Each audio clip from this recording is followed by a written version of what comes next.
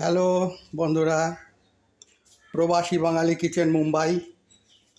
আজকে একটু আগে আগে ভিডিও করছি।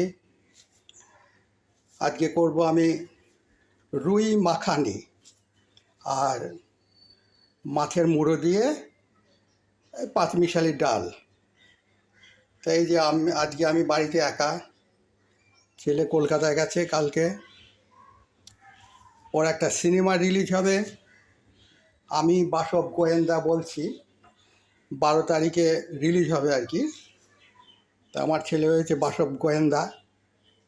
যাই হোক, এখন আজকে বাড়িতে আমি একা, তো ওই জন্য এই যে চাল নিয়েছি, এটাকে ভিজিয়ে দেব।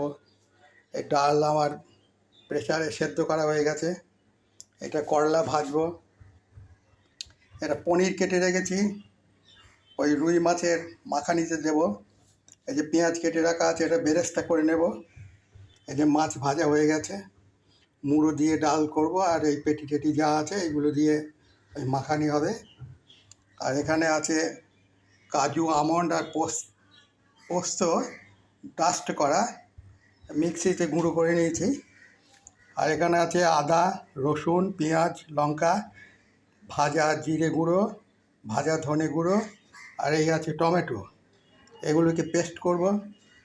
এখানে আছে চাট মশলা, এখানে আছে সানরাইজ শাহি গরম মশলা, আর এইটা আছে এভারেস্টের কসুরি মেথি। এছাড়াও ঘি লাগবে।